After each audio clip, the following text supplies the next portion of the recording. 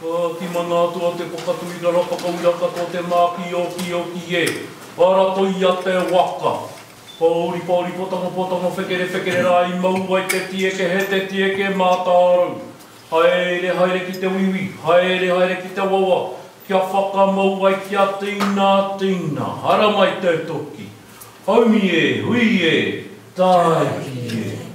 O tūtō mai I runga, tūtō mai I raro, tūtō mai I roto, tūtō mai I waho.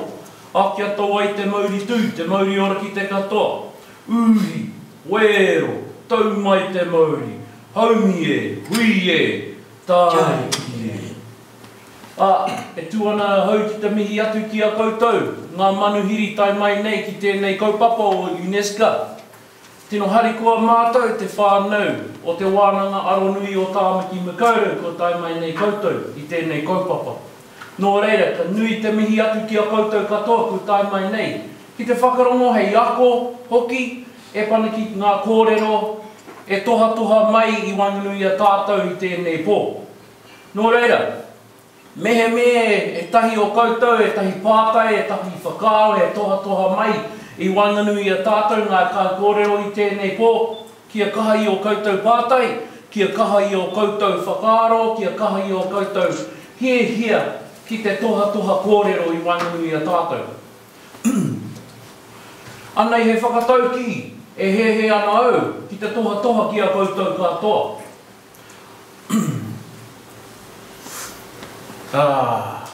He wari e te whakatauki.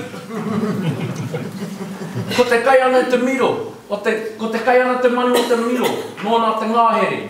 Ko kai ana te manu o te mātauranga, nōna te ao. Ki ngā tauire I wainganui a tātou tai mai nei ki te pō. Nō reira, ki ngā tauire tai mai. Kei a koutou tēnei manu. Whangaia te hua o tēnei mātauranga nā te mea, kei a koutou te rangatira o a pōpō. This evening, ladies and gentlemen, we have some of our journalism students amongst us. These journalism students are considered to be this bird that consumes noble knowledge of education. When they consume that noble knowledge, they become the leaders of tomorrow. Nō reira, I encourage you, kia kaha, kia toa, kia maia, kia manoa nui. E te whānau ko tai mai nei, ko tēnei te wero I wanganui a koutou hoki. Anei te wero, hei awhina rātou ki te whanakea I roto I a rātou whakaaro. This is the challenge for a lot of our leaders of today, to help these young people develop in their thoughts and their whakaaro for the future. Nō reira whānau, aha koe e toru aku nei kupu. Although I am a few words, I greet you once, I greet you twice, I greet you thrice. Nō reira, tēnā koutou, a kia ora mai ngā tātou katoa. I believe I have some whānau that are going to help me sing my way to the sing.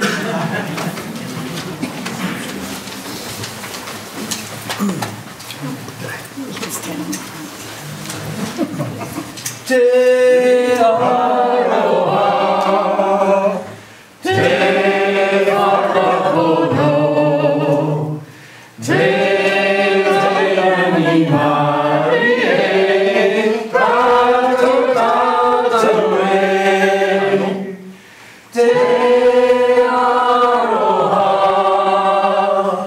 te whakapono, te animari e tātou re. Anō reira, tēnā koutou. Kia ora mai ora tātou katoa. Kia ora. Kia ora.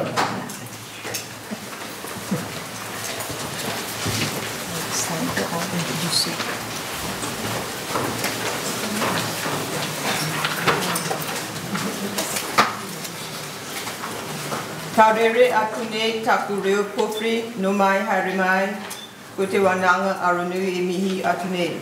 Kia koutou e. Tēnā koutou katoa. Kia ora, warm welcome to everyone. Thank you very much for the inspiring Māori greeting. My name is Camille Naked, a member of the Pacific Media Center's Advisory Board, and I'll be your host tonight, your MC. As usual, there are a few housekeeping rules. In the event of a fire, please follow David. and assemble in the front area beyond the glass doors out there. The bathrooms are to your left upstairs, and there are signs to direct you. You know what the signs for male and female are. Tonight, AUT's Pacific Media Center is proud to host for the second time, and in partnership with UNESCO's World Press Freedom Day. The United Nations General Assembly declared 3rd May to be World Press Freedom Day to raise awareness of the importance of freedom of the press and remind governments of their duty to respect and uphold the right to freedom of expression. Thomas Jefferson said, "Our liberty depends on the freedom of the press, and that cannot be limited without being lost." As we listen to Dr. Gavin Ellis, our guest speaker tonight, and as we engage in the discussions that follow, let us remember that there are those who have lost their lives in their attempts to maintain that freedom. To begin the evening, I would like to invite Professor Desmond Drury, Dean of the Faculty of Design and Creative Technologies, to officially welcome you.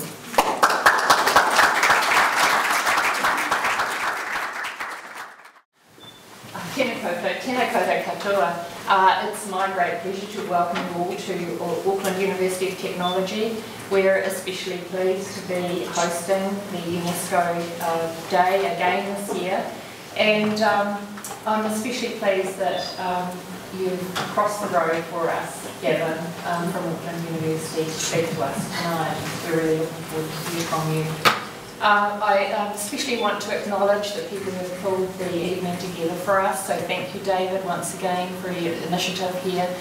Thank you to Dell, who supported you. Thank you, Camille, and thank you, Lynley, too. I hope you enjoy the evening very much, and we do have quite a few speakers, so I think I'll leave it in that and hand back to Camille. Thank you. We are reminded of the significance of the UNESCO World Press Freedom Day through the efforts of a number of people, as Professor Drury pointed out. One in particular, who along with Del have seated, the little tiny little lady who takes the photos, who have planned, organized and prepared this event, not only this year but last year also. Professor David Roby is an independent journalist, media campaigner and educator from AUT University, who has spent 35 years working in the Asia-Pacific region. Like Del, they have a passion for and commitment to the Pacific, for human rights, and for defending media freedom everywhere. I know you will welcome Professor David Roby, Director of AUT's Pacific Media Center, to say a few words. Tēnā koutou, tēnā koutou, tēnā koutou katoa. I'm just going to say a few words, particularly on the Asia-Pacific context of this evening, because ironically, on World Media Freedom Day, which was actually last Saturday, May the 3rd, 3 Al Jazeera English journalists went on trial for allegedly spreading false news and aiding what was allegedly a terrorist organisation, Muslim Brotherhood. Or rather, they didn't go on trial because their case was yet again adjourned for another 2 weeks until May the 15th. And again, bail was refused. They've been detained now since December. So much so for the so-called Arab Spring. Every day on news bulletins for the past 4 months, Al Jazeera English rejects the allegations of the Egyptian authorities and demands their release. The case of Bureau Chief Mohammed Fahmy, a Canadian-Egyptian, correspondent Peter Grease, Australian and producer Mohammed, has become a worldwide cause célèbre. And so is the case of their Al Jazeera Arabic colleague, Abdullah Al-Shami, who has actually been imprisoned in Cairo now for 8 months without charge, and has been on a hunger strike for the last more than the last 100 days. So these 4 journalists are just some of the many who have been brutally victimised by the world's predators of the press. According to Reporters Sans Frontières, since the start of this year alone, 16 journalists have been killed, 9 netizens or citizen journalists killed, 169 journalists imprisoned, and 170 netizens jailed. And I'd just like to briefly just focus our attention on the Asia Pacific for a moment, because last week RSF published a list of 100 people around the world that have been described as information heroes. 2 were in Australia and none in New Zealand. But 2 were named from Pacific small Pacific Island states. None of our Pacific Island media heroes rated a mention in the mainstream media. I guess the parochial press, it takes a Kiwi to get the attention. But both of these men deserve our gratitude. Leading investigative journalist Jose Antonio Bello in Timor-Leste and Kalafi Moala of Tonga. Both of them have been jailed during their careers for defending press freedom. In the case of Jose Bello, editor of the weekly Tempo Semanal, a couple of days ago he was threatening, along with colleagues, to chain themselves to Parliament in the capital of Dili if the lawmakers pass a controversial new law imposing draconian measures on the small nation. The debate is going on at the moment. It's gone on to today. Possibly there might have even been a decision later today. But that's the situation at the moment. And RSF said in its citation, quote, during the Indonesian occupation of Timor-Leste in the 1990s, Jose Bello learned to cope with anything. He was handcuffed, hung by his feet, burned and put in prison for 3 years. Finally, in 2008, the country's legal system, which had been independent only for a short time, threatened him with 7 years imprisonment for accusing the Minister of Justice of corruption. Today, the President of Timor-Leste Press Union, and it's Jose Bello, is waging a new battle against new legislation he believes will give too much power to a proposed government-appointed press council. Now, in the case of Kalafi Moala, publisher and managing director of the Taimi Media Network, who contributed much to the opening of democracy in the kingdom, the RSF citation said in part, in 1996, Moala and his colleagues were sentenced to 30 days imprisonment each for publishing pro-democracy reports that were judged in contempt of Parliament. Using prison visitors, the tenacious journalist managed to smuggle out editorials written on toilet paper, which was published in the course of the following few weeks. Now, RSF also quoted Moala as saying, if you're going to influence any society or any group of people, information is the key.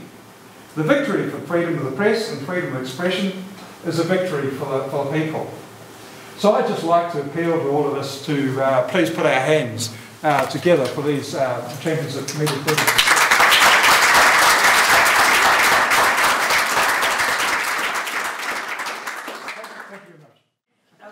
I would now like to invite Trish Carter, board member of the New Zealand National Commission of UNESCO.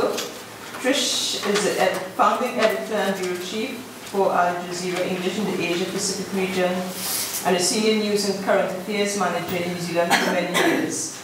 And Trish will introduce Dr. Gavin Ellis, who is our guest speaker. Trish will also facilitate, moderate this question and answer discussion section.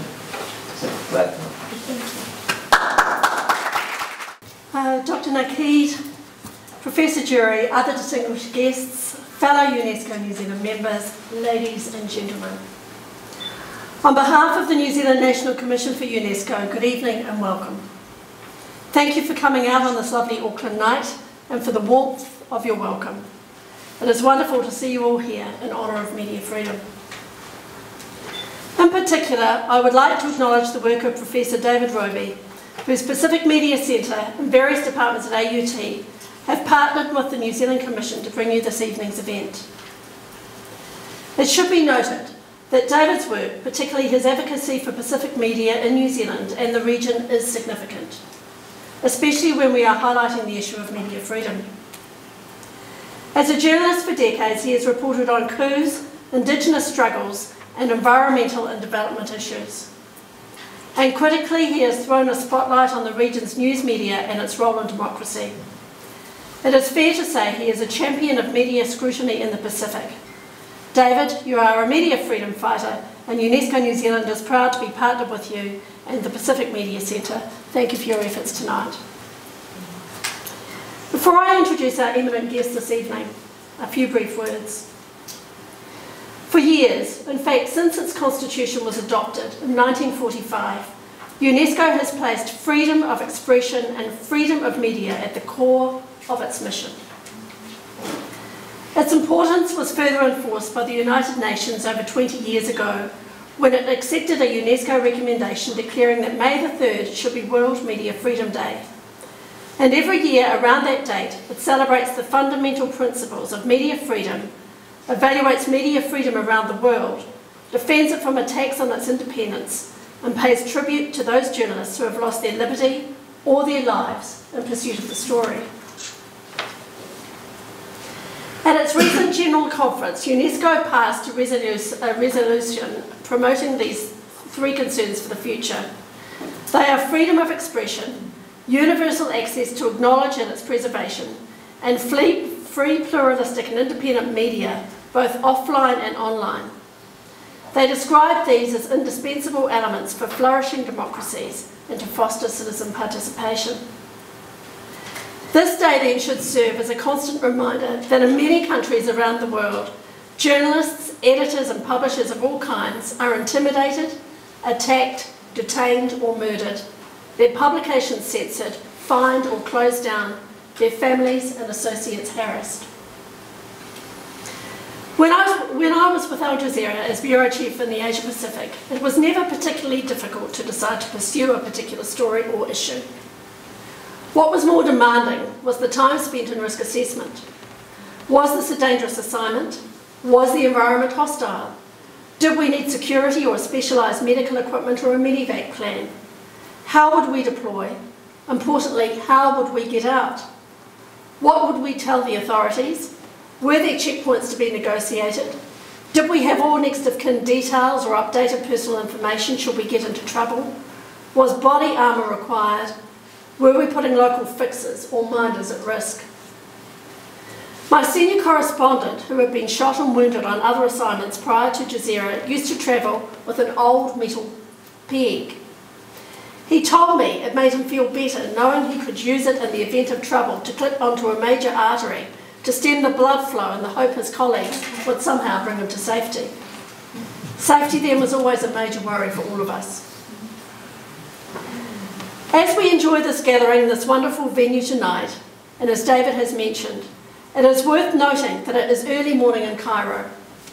It is 129 days since Al Jazeera's correspondent, Australian newsman Peter Grester, was arrested and detained in Cairo with two other colleagues, accused of sending reports that were allegedly damaging to national security and of being in possession of Muslim Brotherhood publications. He and his colleagues have woken in their 3 metre by 4 metre cell in Tora prison, about an hour from downtown Cairo on the metro. Most days they spend 23 hours in lockdown with an hour's reprieve in the exercise yard at some point, all except on Fridays, prayer days, when they are kept in their cells all day. Peter's Brisbane-based parents, Lois and Juris Grest, who have lobbied tirelessly for his release, wish me to convey their thanks tonight to everyone who have supported the campaign to free the men on this side of the Tasman. But they are urging New Zealanders, and others of course, to continue to keep the pressure on, pressure which they believe is keeping the authorities in the spotlight and therefore Peter and his colleagues safe. Mr Grest's actual words to me were, "We must not ease the campaign for their exoneration and release." They told me they understand that there are many journalists in the same or worse circumstances as their son. They firmly believe that their cause has gone far beyond their own predicament and has become emblematic of worldwide media freedom. They asked me to inform you tonight that Peter and his colleagues remain strong and that none of the material supports the allegations. It is not only the big international story or investigation which should merit our media freedom focus. It is also the other stuff, the more familiar but equally important dogged slog. I like the way The Guardian refers to it. It says, "It is the quieter, less glamorous side to our trade which cannot be replicated.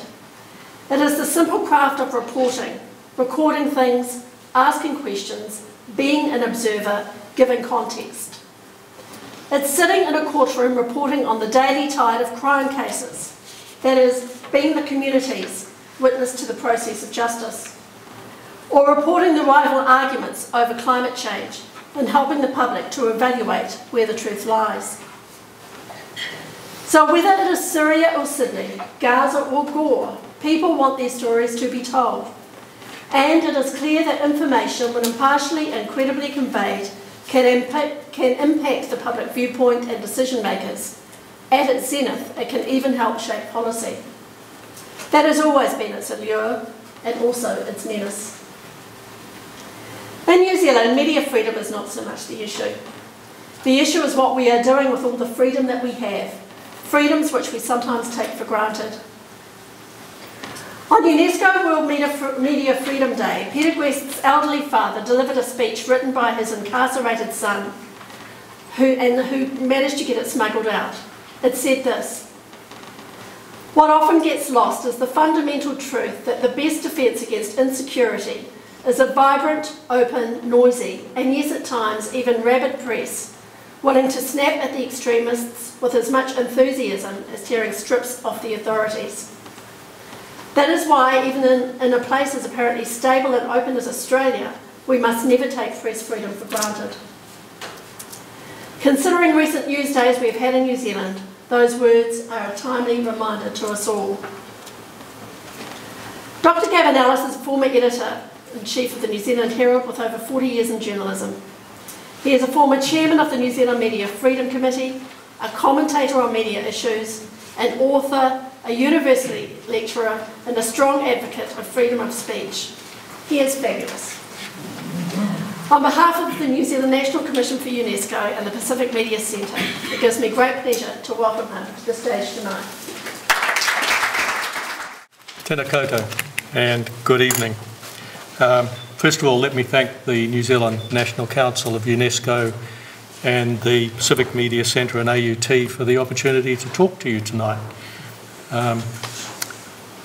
It is indeed an auspicious day, and even if it's a couple of days late or 3 or 4 days late, World Press Freedom Day is one that always resonates with me.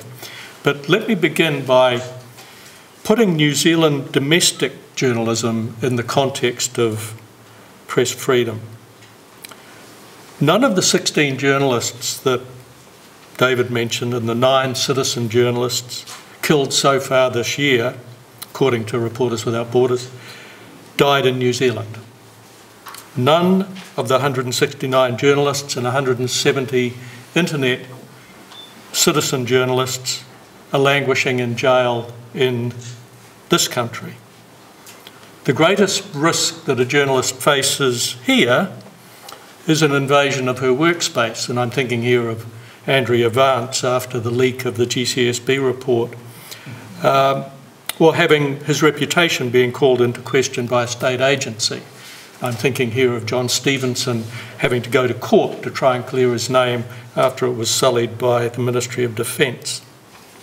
And unless you're a journalist working for Fair Go, you're unlikely to have a blood nose. So, World Press Freedom Day, and I really think UNESCO should update that to World Media Freedom Day, exists for me on 2 planes. One is the opportunity to pay tribute to the courageous men and women who place themselves in danger to report the truth, particularly to those who paid the ultimate price for their endeavours, and also to regard with dismay, quite frankly, the wholesale denial of the basic human right of free expression. Now, when I sat down and wrote this paper a week ago, the statistics that David talked about were different.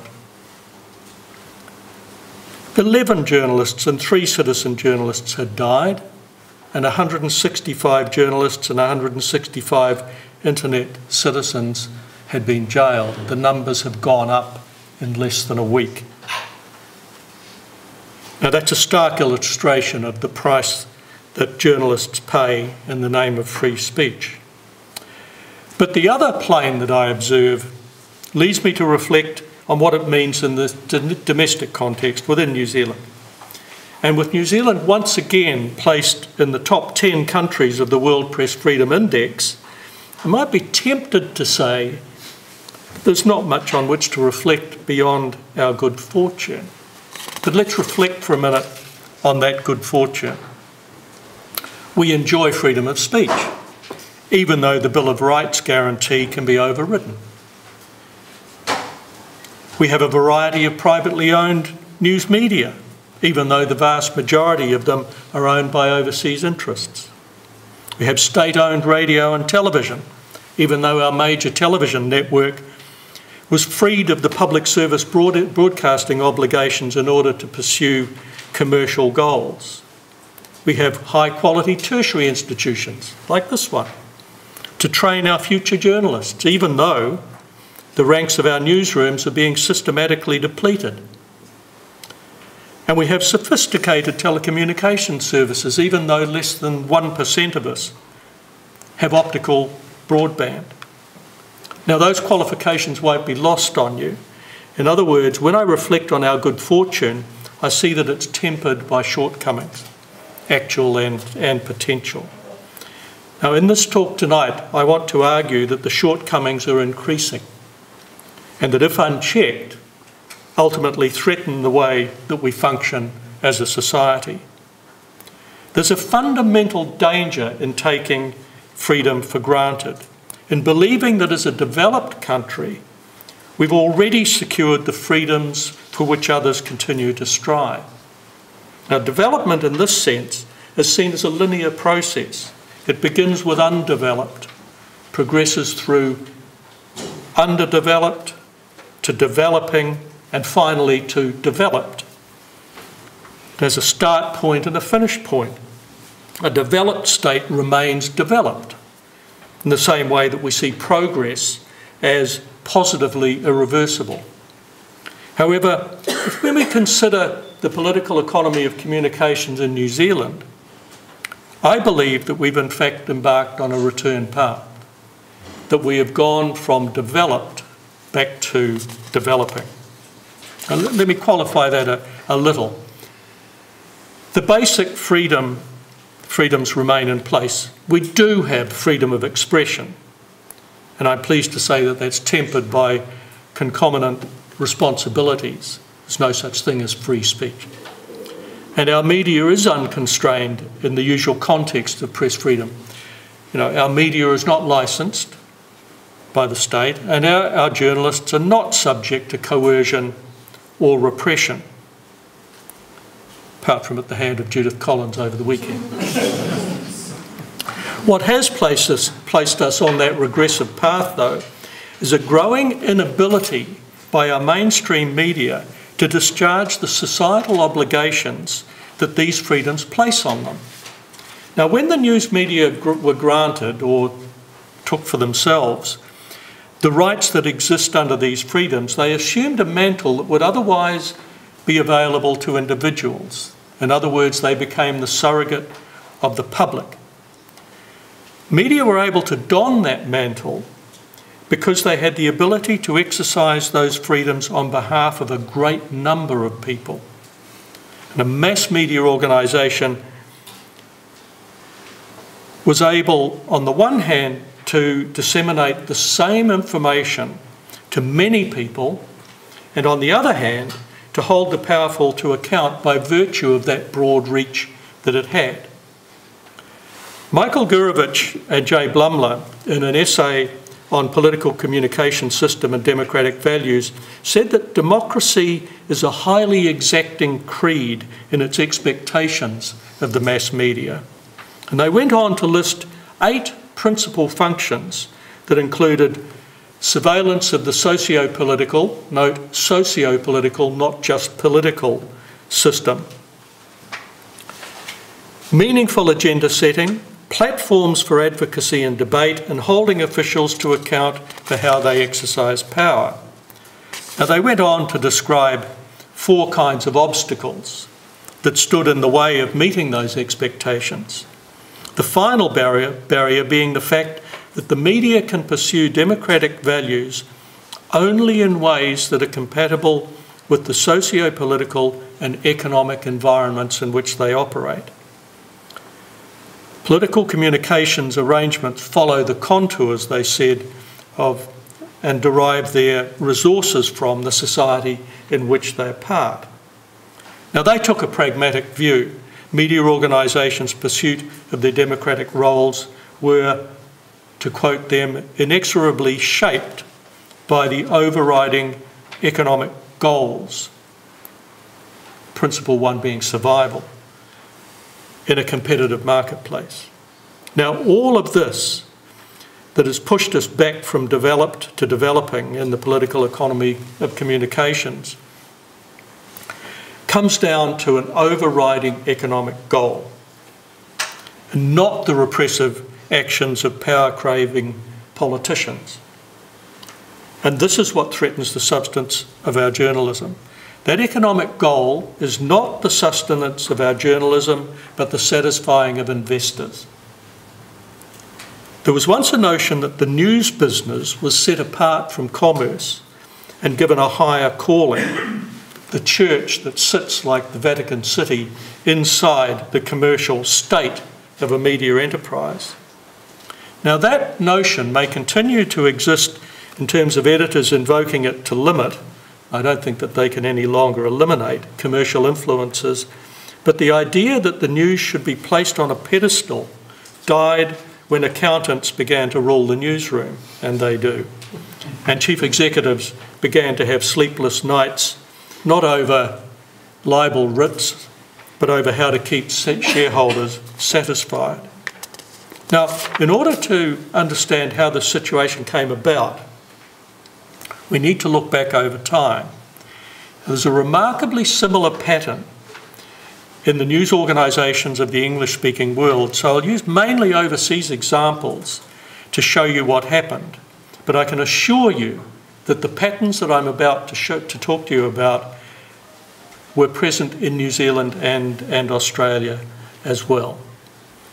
News organisations went through 4 phases. The first one was growth.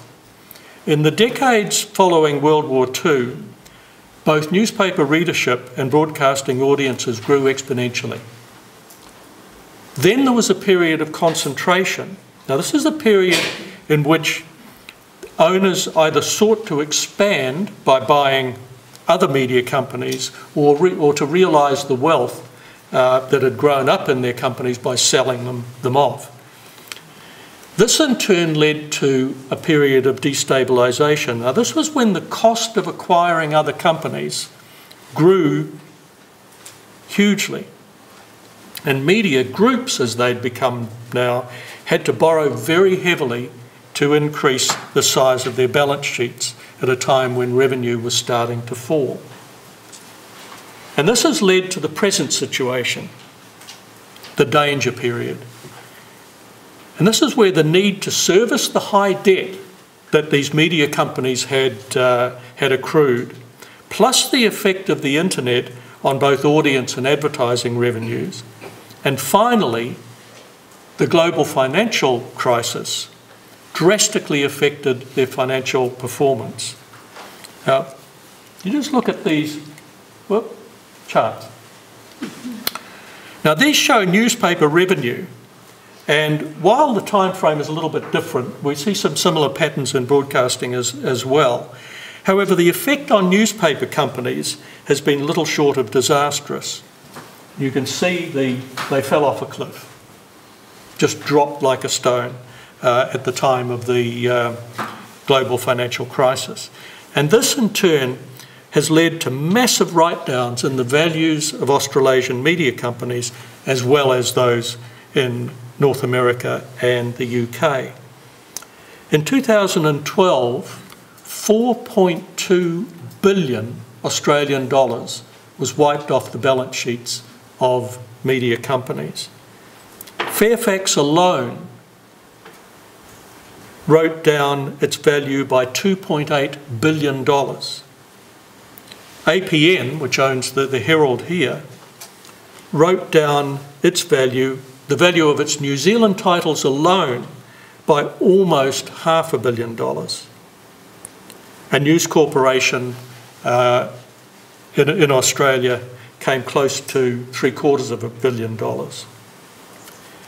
Now, media companies have been under considerable pressure since this started from their investors to improve their fortunes. I found a common bottom line approach among media companies that's best illustrated perhaps by an historical example of the Gannett Company under Al Newharth and his predecessor Paul Miller in America. Now this American group reported 80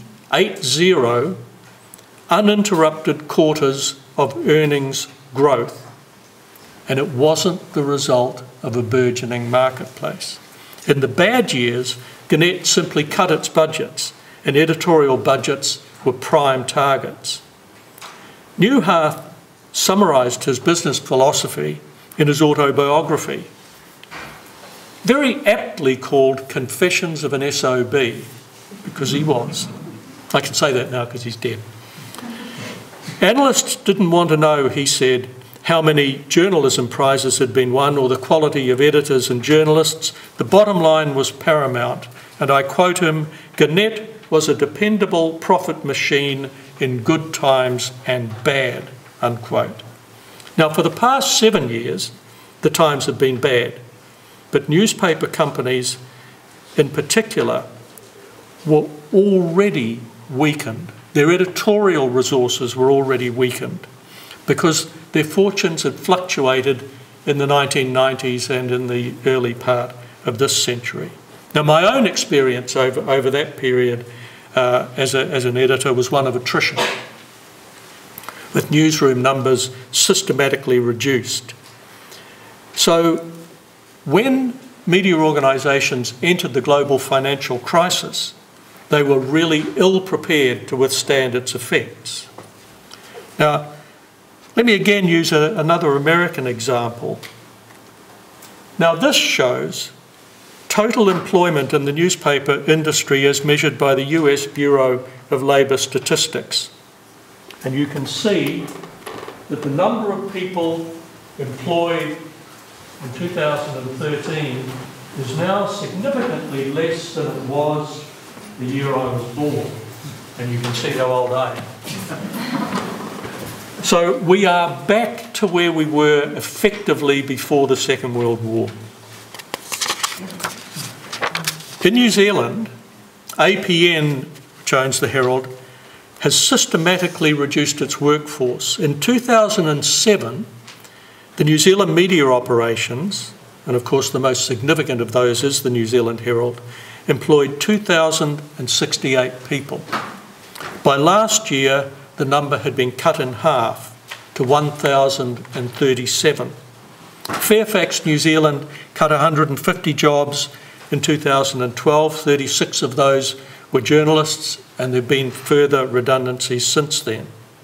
TVNZ lost 90 jobs in 2009, a further 75 in 2012, and added to the newsroom losses was the closure of the New Zealand Press Association in 2011.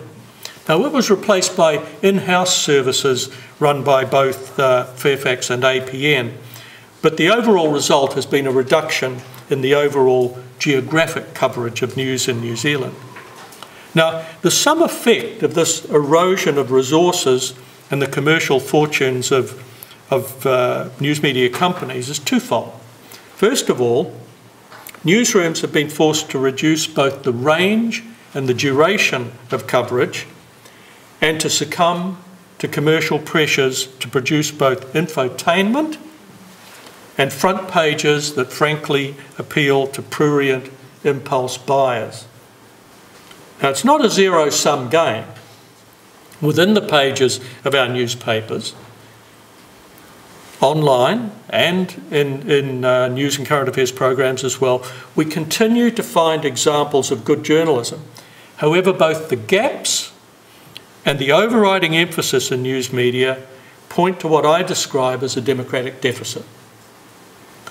Now, I undertook a survey earlier this year in which I examined the front page lead stories of our 5 metropolitan daily newspapers during the month of January. Now, this survey was limited to weekdays because there are variations at the weekend on publications, so I couldn't get a common feel across all of them. But it shows a marked leaning towards the adage, if it bleeds, it leads. The crosses, and they're crosses for a purpose, show you all of the crime and emergency lead stories. Now, while the overall incidence of crime and emergency lead stories diminished from north to south, see the preponderance here in the North Island as against what we see in the South Island with the Press and the Otago Daily Times. But the percentage of the stories in the Herald, the Waikato Times and the Dominion Post were uniformly high. And equally disturbing was the clustering that saw such stories leading the paper for days, sometimes weeks on end. Now, these weren't the result of a single incident being played out day after day. In the vast majority of cases, these were different topics each day. Also noteworthy was the elevation to the front page of traffic accidents, which, tragic though they are, in previous times appeared in the briefs column on page 3, like that. The survey gave rise to a question in my mind. Were these the most important newsworthy issues in New Zealand at the time the respective newspapers went to press? Now, the answer, of course, has to be no. However, such news judgment is indicative of a shift away from providing information that people need to know toward a marketer's perception of information that people want to know.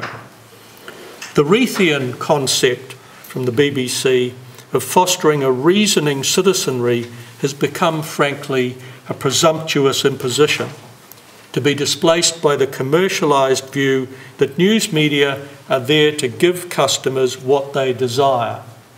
If they desire celebrity news, then they shall have celebrity news. Now, of course, there's an added bonus. Breathless prose on Gwyneth Paltrow's marital status or Miley Cyrus's bizarre interpretation of womanhood is easier and cheaper to publish than well-researched, accessible articles on complex subjects or contextualised accounts from the world's strategic danger zones. And, as the title suggests, no one dies covering celebrity news. But something's been gouged out in order to meet customers' desires and shareholders' demands. Today we may have multitudinous threads of information, but what's been taken away from us is the warp and the weft that weaves a fabric of social understanding. By that I mean the thoughts, the actions, the outcomes that contribute to the way a society works. As a mass, we're no longer told about the normal functionings of the institutions that collectively hold our community together. We're told when an institution is beset by claims of corruption or wholesale malfunction, but we're not told of the decisions made on our behalf that contribute to the proper functioning of society, what we used to call day-to-day news. John Zeller refers to a full news standard, and he uses the New York Times as an example. I don't know whether you can see this, but on the front page of the New York Times, invariably there is a wide range of stories, all of which I think are vital to people's understanding of what's going on in their world. And that's only the front page. Inside, you get this full news standard too. Now, Zeller says that the full news standard isn't necessary for the average citizen, who needs only what he calls burglar alarm news. Now, the key idea he says is that news should provide information in the manner of attention-catching burglar alarms about acute problems, rather than police patrols over vast areas that pose no immediate problems. Now, this suggests that the only role for modern news media is to tell us when things go wrong or where there are problems. Now, if so, that's a sad turn of events. In 1947, again, the year I was born, the Hutchins Commission on Freedom of the Press in the United States gave us a definition of the role of the press, or more accurately, a prescription for the responsibilities it needed to discharge in return for the special privilege it enjoyed under the First Amendment. Now, I see no reason why these responsibilities should be either diminished or abrogated, and this is what the Commission said. Today, our society needs first a truthful, comprehensive and intelligent account of the day's events in a context that gives them meaning. Second, a forum for the exchange of comment and criticism. Third, a means of projecting the opinions and attitudes of the groups in society to one another. Fourth, a method of presenting and clarifying the goals and values of the society. And fifth, a way of reaching every member of the society by the currents of information, thought and feeling which the press supplies. Now, you may say that the internet, if we look at it in its perfect state, could discharge at least the first four of these responsibilities. But in its actual imperfect state, it really meets only the second criteria and is at best a haphazard carrier of the first and third. But invariably it fails on the last criteria. Mass media has the ability to convey, as I said, the same piece of information to very large numbers of people. The highly fragmented and at times anarchic nature of the internet prevents it from carrying this consistent thread to most citizens and thereby allowing them to form opinions based on the same information. However, it's the first responsibility that is increasingly difficult for the news media to discharge, and in particular, the provision of comprehensive coverage. Now, approached simply, we might see three contributing causes: the lack of resources, lack of space or airtime, and a lack of commitment. But the news business is a complex one in which numerous factors interact. Now, I have a book coming out next month entitled Trust Ownership and the Future of News, Media Moguls and White Knights. And in that, I provide a model of this complex interaction. Now, I've called it a model for news media organisation dynamics. And I owe the basic concept, which is a 3D chess, to a short story by Isaac Asimov. But I have to take personal responsibility for the added complexity that I've placed on it. This plays out in three dimensions.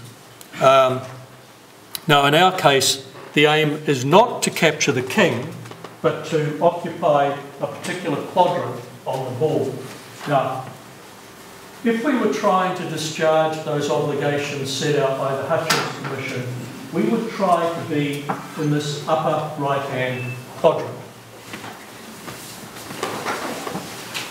Now, each of the board in the stack represents a particular form of influence on the news game: financials, markets, technology, regulation, governance, leadership, culture, and engagement.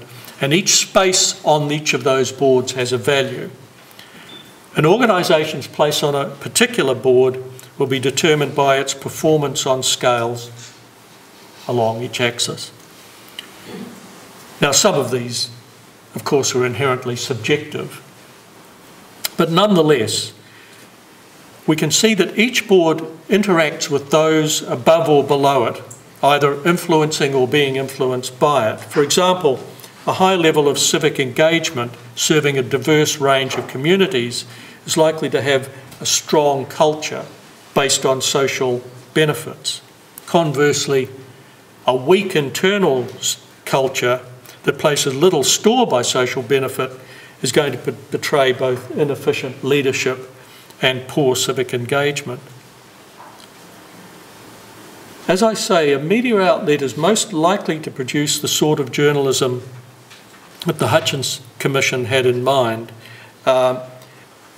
If each of these influences has as its purpose putting the organisation in that quadrant, and it is possible, there are organisations that in fact achieve it. But just as the market orientation of a publication can affect its performance within the matrix, the preferred strategies also have an effect. These things do not exist in their own right. They are brought about. Many of these influences are created by the decisions of the organisations themselves, if you like, by the chess master playing the game. It's complicated by all sorts of additional factors. You know, if we just take technology alone, you can't look at technology in isolation from the whole technological environment in which the organisation may exist. No point in having high-speed broadband if you're a publication in the middle of the Kalahari Desert.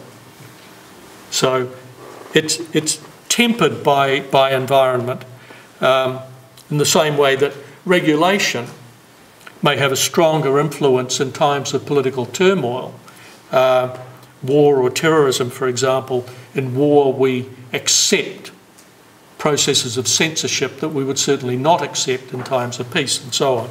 So the interactions are complex, but I think overall the thing that has the greatest effect is the organisational and institutional structure of the organisation itself.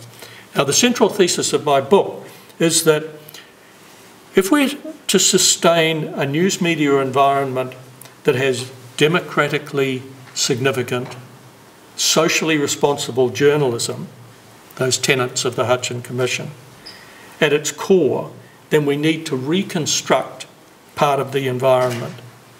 That reconstruction has to produce a more diverse range of entities. Now, I'm ever mindful of the democratic challenge posed by the late Ed Baker. If there's only one sentence that journalism students retain from their entire 3, 4 or 5 years in this place, this is it. A country is democratic only to the extent that its media, as well as elections, are structurally egalitarian and politically salient. How many of our media organisations live up to that claim? Too few. Our regression from a developed state where Baker's view of democracy is in place can't be overcome simply by restoring old structures. The business model that previously produced rivers of gold for newspapers in advertising revenue has been shaken to its core. And the attraction that news media once represented on the share market has dimmed to the point where a share that was worth $5 a few years ago now trades for 50 cents. Now, we need new structures whose purpose is the sustaining of journalism that serves first and foremost a social purpose. They should be self-sustaining private sector endeavours. Our state sector public service broadcasting serves a vital purpose, but there are real dangers in placing a heavy reliance on state-funded entities when the watched hold the watcher's purse strings. You can't afford to put all of your eggs into that basket.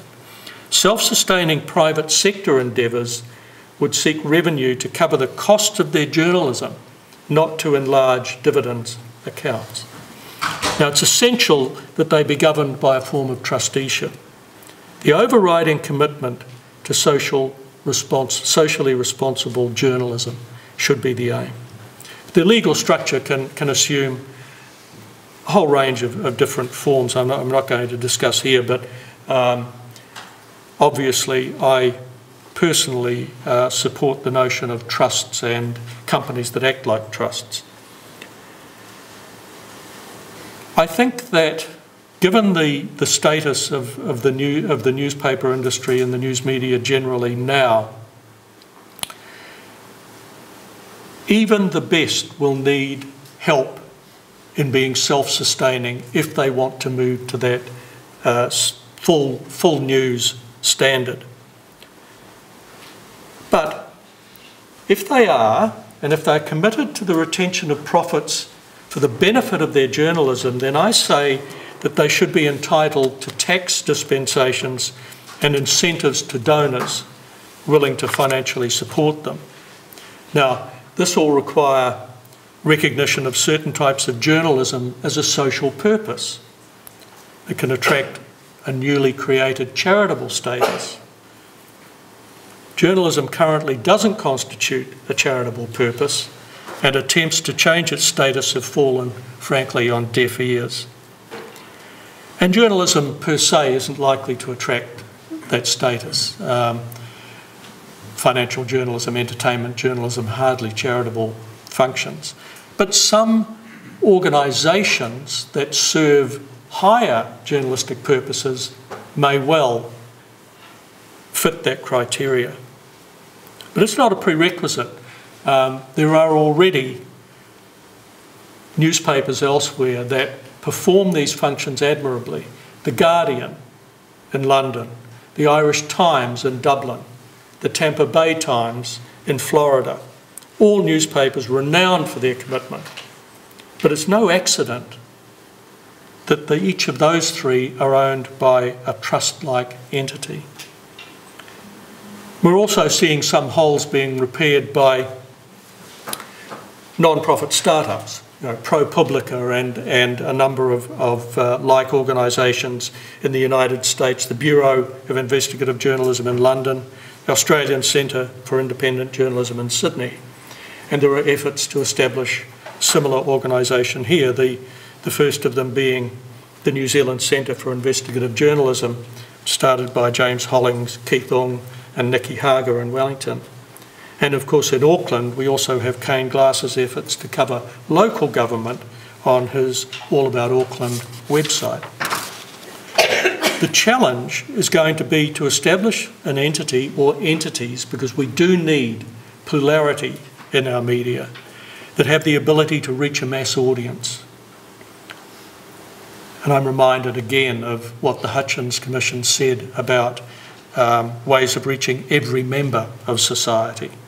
And that means either entering the realms of traditional mainstream media, either partnering with them or perhaps becoming mainstream media, or harnessing the digital environment in some way. Now, in the latter case, the second challenge, because the first is going to be survival and sustainability, will be to find a formula that gives the digital medium a comparable power and reach to that of traditional mainstream publications, and we don't see that yet, apart from those websites that are part of a mainstream media organisation. Of course, the alternative would be for existing traditional mainstream media to undergo a sea change. Or probably a better analogy might be a conversion on the road to Damascus, because I think it would take something like divine intervention to move current media companies to a full news model, with all of the implications that that has for resourcing and market orientation. I think it's fair to say that none of the private sector media companies that we have today see themselves as altruistic. There's an inference here that investors' interests are best served by giving the market what it wants rather than what it needs. And the front page dripping in blood is the newspaper equivalent of the breakfast cereal containing 5 spoonfuls of sugar per serving. It's a sad fact that many of the potential news audience have as much interest in seeing themselves as engaged citizens as they do in a sugar-free diet. Now this, however, gives rise to a couple of points. First, the slavish attention, nonetheless, to the non-engaged segment of society by giving it that celebrity news diet denies the engaged the information that they can rightly expect from their news media. Secondly, non-engagement is a trait that a socially responsible media would wish to see diminished or eliminated. And finally, society itself should be concerned at the levels of non-engagement and require of its government's policy to foster greater participation. Now, a starting point may be to increase or establish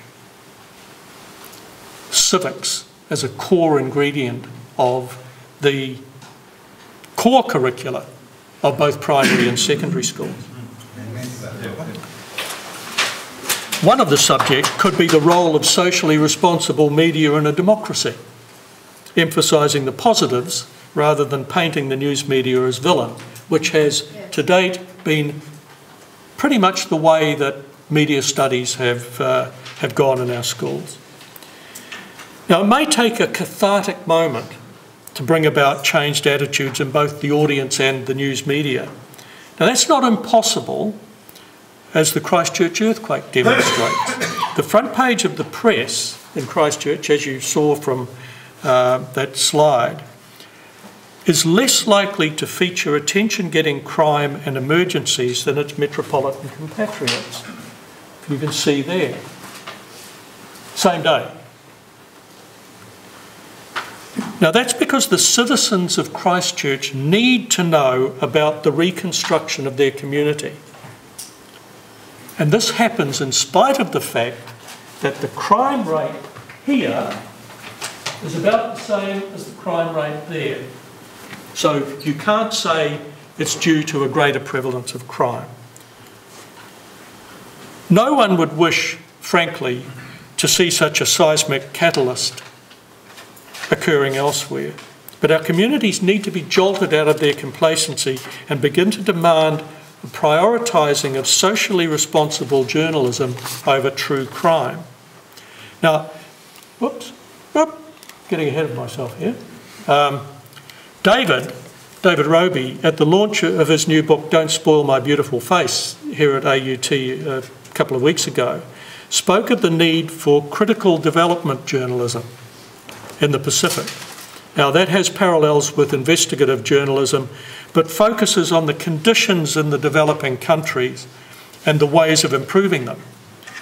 Now, I believe that in New Zealand we need a variant that might be called critical post-development journalism. It focuses on the conditions in a developed nation and how to sustain them. Now, it'll still hold the powerful to account. It'll still inform us of the tragedies that befall us and others. It'll still entertain us. It'll still titillate us with celebrity tales, so long as no one gets killed. But first and foremost, it'll see its role in the context that the playwright Arthur Miller characterised a good newspaper, a nation talking to itself. Only then can the news media fully discharge the social responsibility that flow from the freedoms that we're here today to recognise. Thank you.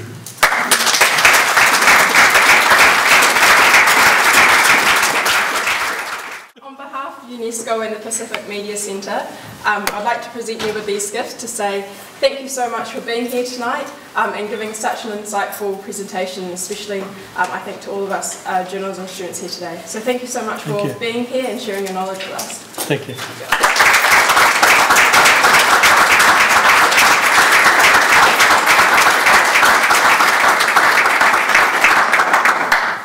Thank you, Gavin. Questions? I'd be grateful if you could stand and give us your name and go from there. And if you can speak up, because one of the increasing number of afflictions that affect me in old age is tinnitus, so you'll have to shout.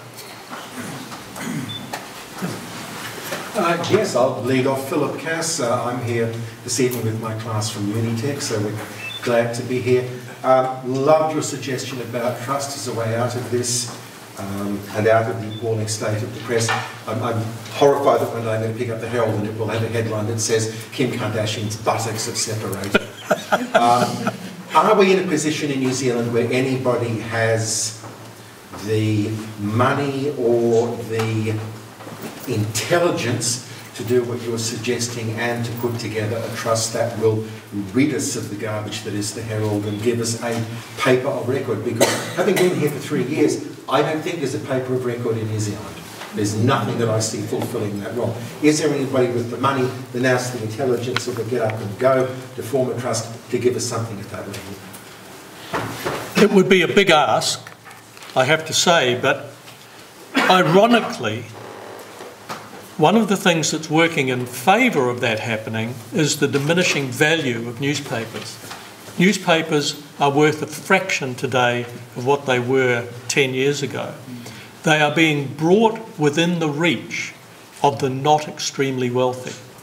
Now, that means that they can be picked up by the not very nice as well, but it also means that there would be the ability of a trust to pick up a paper at the point where its value diminishes. Now, that probably means that its masthead has been despoiled more than somewhat, but nonetheless, that's a possibility. More likely, I think, will be the creation of a trust for a new startup, probably a digitally based publication.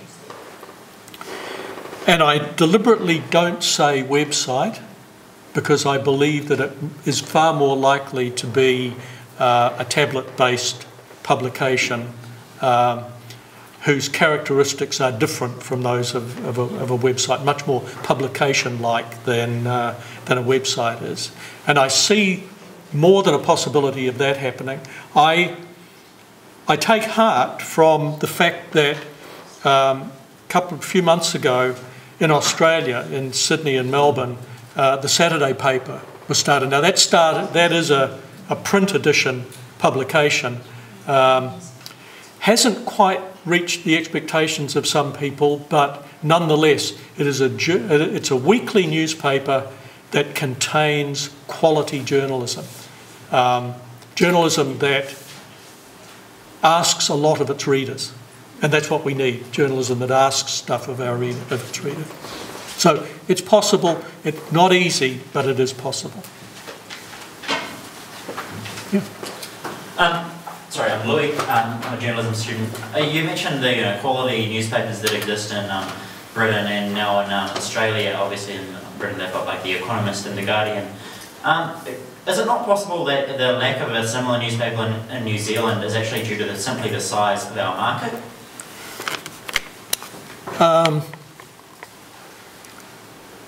The variety is certainly a function of our size, but there was a time when papers like the New Zealand Herald could foot it with newspapers in Britain and Australia, certainly in Australia. We were the equal of papers like the Sydney Morning Herald and The Age. So it's not something that's impossible, and if it could have happened in the past, then surely it can happen again in the future, irrespective of size. The variety is the issue that will be affected by size. But I think that it's a poor excuse for us to say we're too small. If we say we're too small for that, we're too small for heart transplants, we're too small for cancer treatment. Same thing. I don't regard socially responsible media as any less necessary than healthcare, because it's healthcare for the head.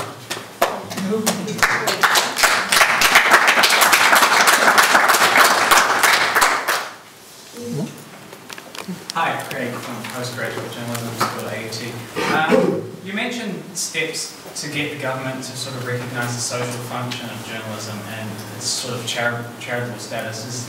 Are there any steps being taken towards getting the government to recognise that, or is there any education that needs to be done to sort of improve the recognition of the social function of journalism?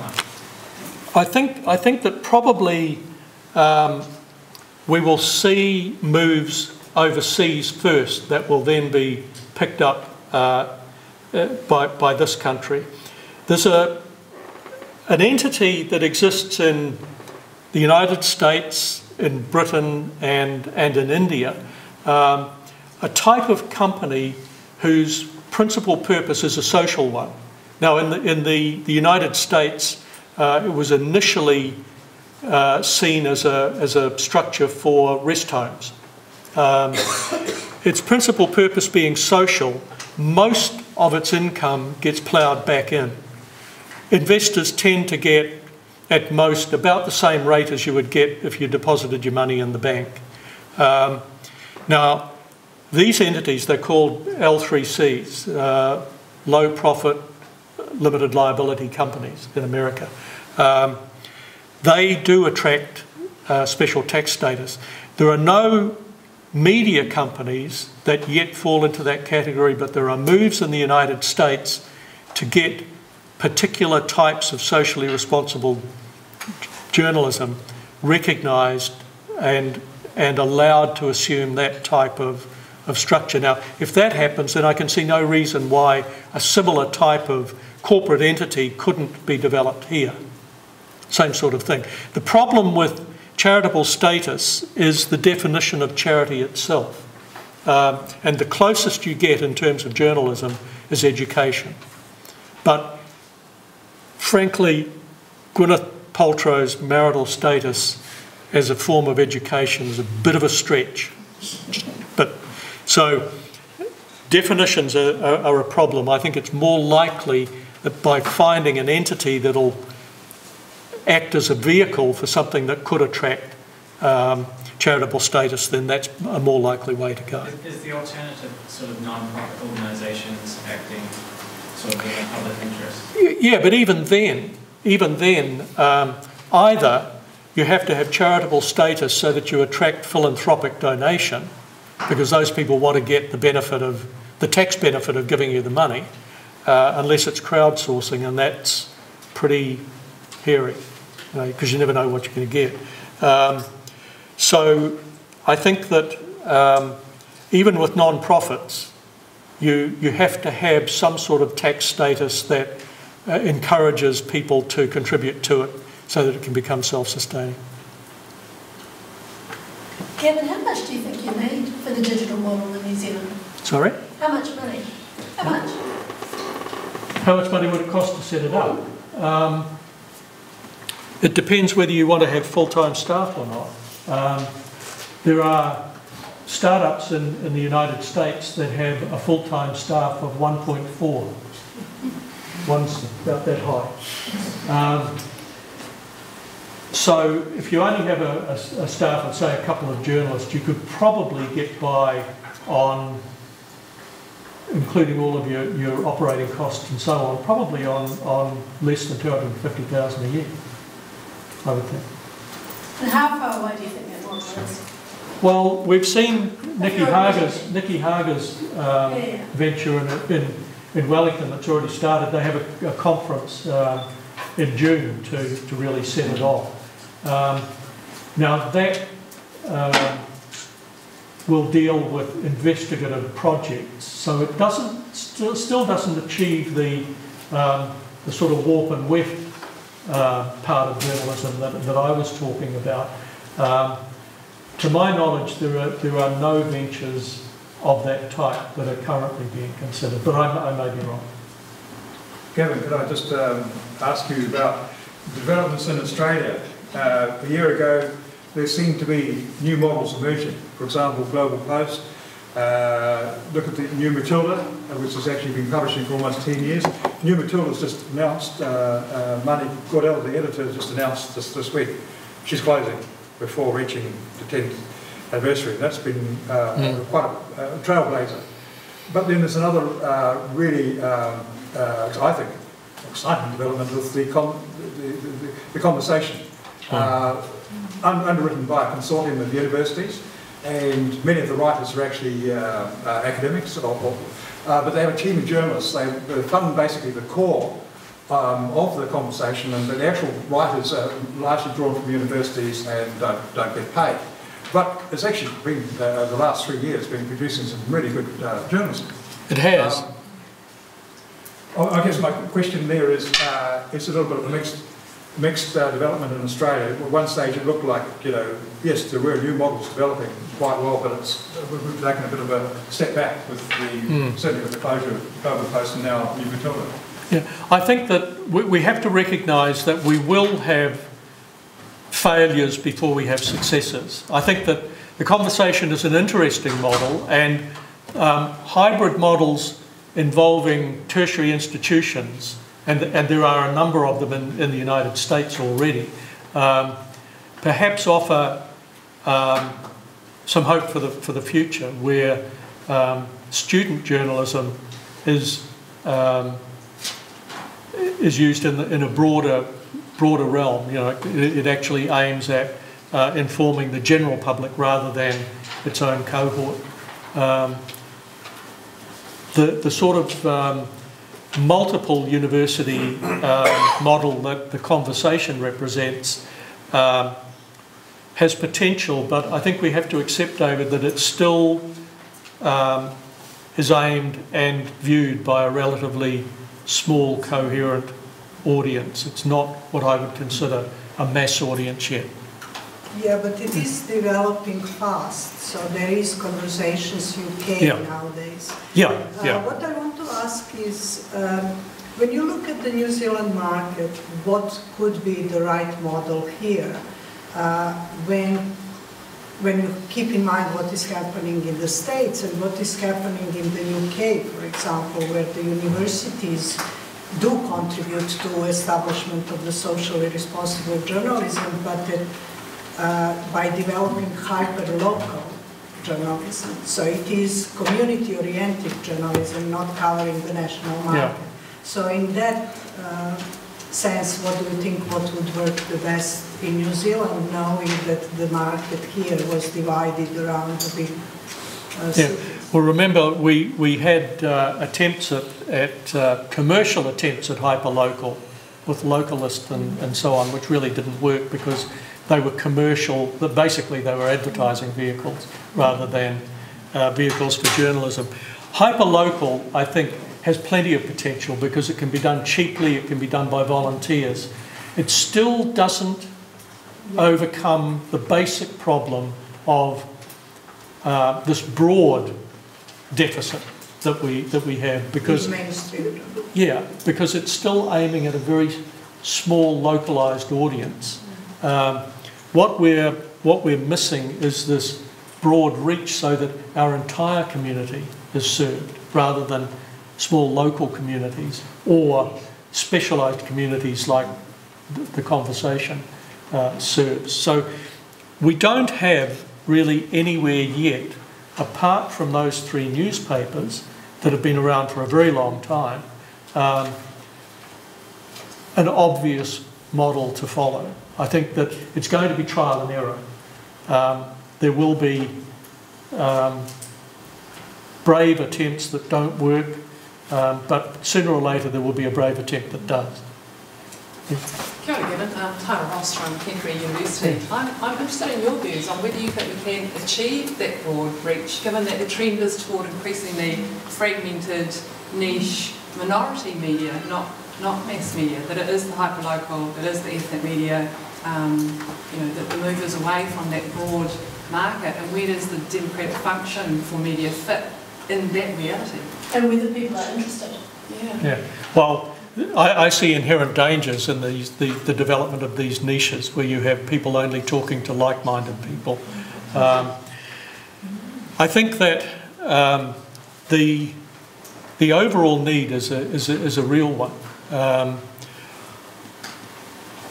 What we lack, apart from the media providing that warp and web, what we lack is a public demanding it.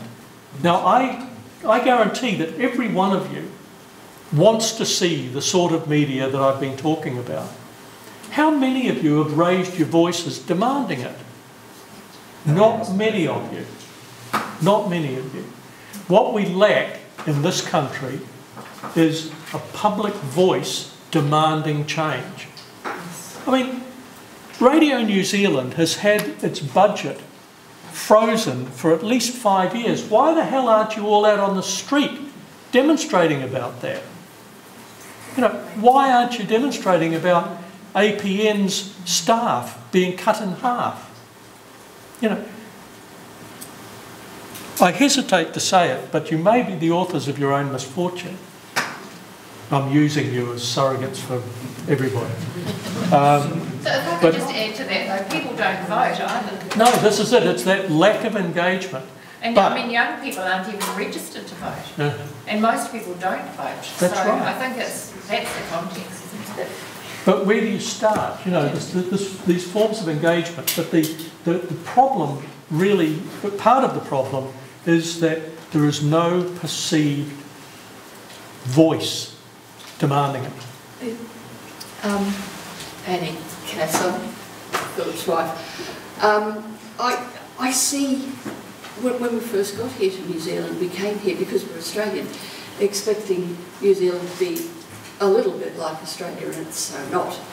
And one of the things that hit me was a sense of a kind of national psychological disengagement from the process of collective decision making. It's like it's all just too hard. We're going to leave it to our leaders, and there's no point in making a fuss because nobody's going to take any notice and nothing's going to change. We've got to change that, Yeah, surely. it's institutionalised inertia. Yes. It really is. And, you know, if I can ask every one of you to go away from here tonight and speak to 5 other people demanding voice in issues like this, then maybe you start to get a groundswell. But at the moment, the media companies, government, education system can say, well, who's demanding it apart from you? And you're self-interested because you want a job. But there has to be that demand. Yeah. Kia ora, my name is Heidi Turner.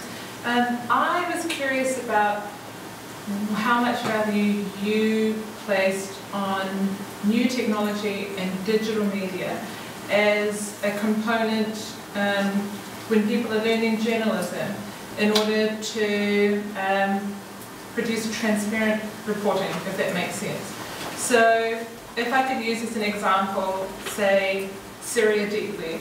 Are you familiar with how that works? And they use things like Google Maps and Google Docs and a lot of things that are available to us free to report on things that happen around that issue in real time so that people can go and have a look and learn. So I was curious about whether you thought that should be part of what journalism students learn and study in order to create, I guess, a new beast. If newspapers are what, and we look for solutions, do you think that we should set aside a portion of time to learn? Yeah, I have absolutely no doubt of that.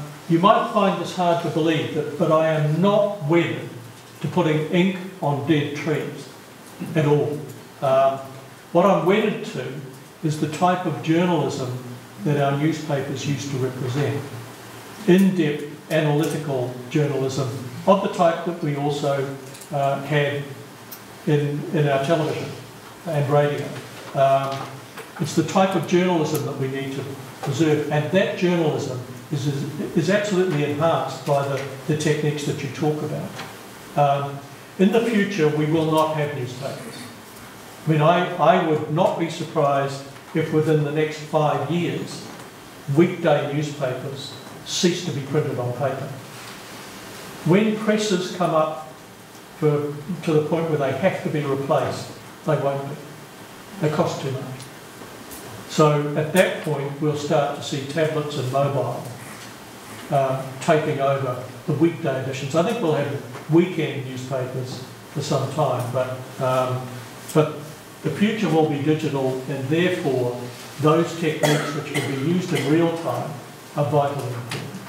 I'm curious from there, if we're looking at newspapers moving into a digital format on tablets and stuff, then they are competing with content that exists online already. And a lot of that stuff is very fast, it's very entertaining.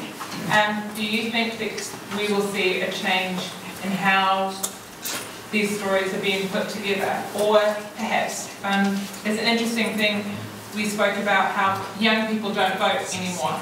And I am a massive believer in young people. And I am also here this evening because my sister is a journalist in the Cook Islands. We did a story when we were there and asked young people questions about why they didn't vote. And the answers that we got back were really surprising. They are things like, it's boring, and it's people, old people, that fight with each other, or they dress bad, and these are all true things. So I'm curious that, you know, not that we're into generalisation. You know, yeah, I mean, look, of course there will be change. There has always been change in the way that our journalism is produced, and it will continue to evolve. There's a book called The Elements of Journalism, which I hope all of you have got a copy of. It talks about the journalism of verification.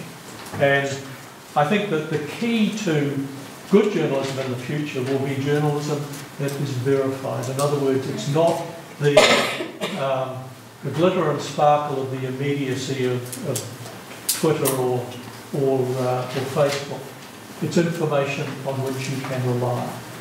So that to me is the one unchanging element of journalism, but around it, everything else can morph into new things. We're getting close to what Gwyneth Paltrow would talk about conscious uncoupling at the end of tonight's event. Are there any final questions before we wrap up here?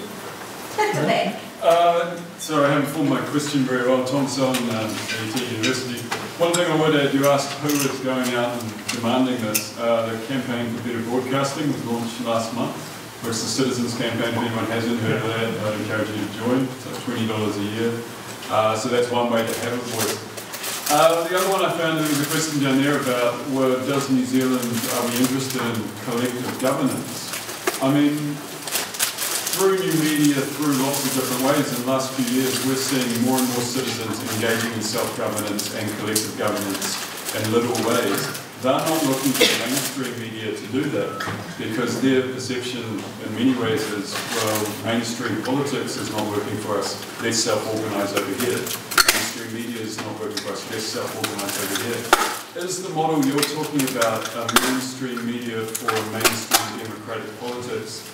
That is not really acceptable. Not necessarily, but the danger in having all of these little villages, self-governing little villages, is that this village doesn't know what that village thinks. What you have to have is some way of linking all those little villages together.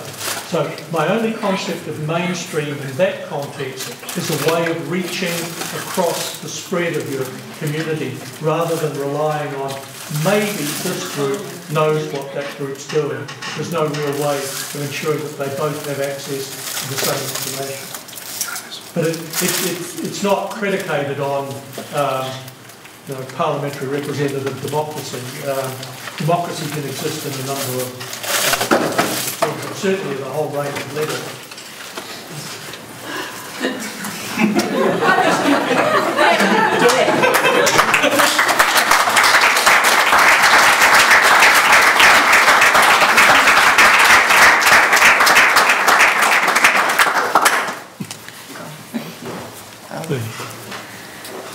Well, you don't quite know what went on behind the banner there. No, I didn't. But just responding there to Dr. Gavin Ellis. Journalist Dar Jamil said that since an informed citizenry is the basis for healthy democracy, independent, non-corporate media are more crucial today than ever before. Dr. Ellis alerts us to this need. He has spoken to us of the decline in the number of journalists employed. He notes with concern that what the public wants to know supersedes what the public needs to know. This will lead to an uninformed public on the things that matter. In effect, a public that will remain silent on those things that matter. That is when, as Martin Luther King said, the day we begin to die. We note what Dr. Gavin Ellis says, and we hope that the young journalists that are here tonight take heed of that. It is now for me to say thank you, and we wish to say thank you to Dr. Gavin Ellis, Trish Carter, Susan Isaacs, Des Najuri, David Roby, Del Absede, and members of the Pacific Media Center Advisory Board for tonight.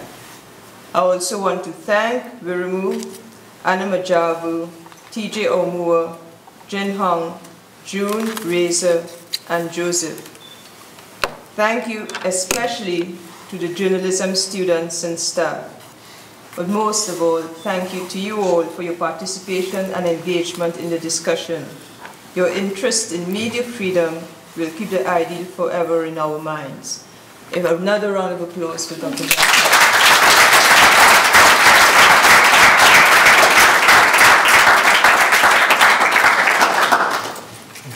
I would like now to call upon Wiramu for the Porokodolaki.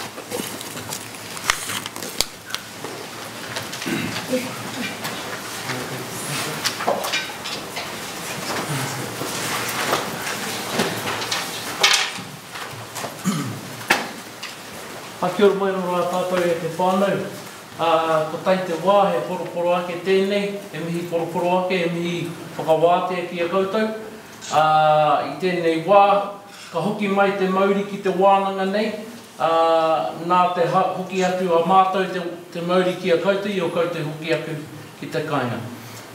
It's my privilege to be able to receive back again, on behalf of AUT, the Māori, the life force that we have been able to share with you, and also to be able to hand back the Māori that you have brought with you, the life force that you have brought with you, and that you've also shared with us this evening. Thank you very much, Gavin, for sharing with us again some pertinent information and very exciting information for our first year, our second year journalism student. Maybe third year. Nō reira, mi atu ki a koutou katoa, nō reira, tēnā koutou, tēnā koutou. Kia ora mai o la tātou katoa. Kia ora.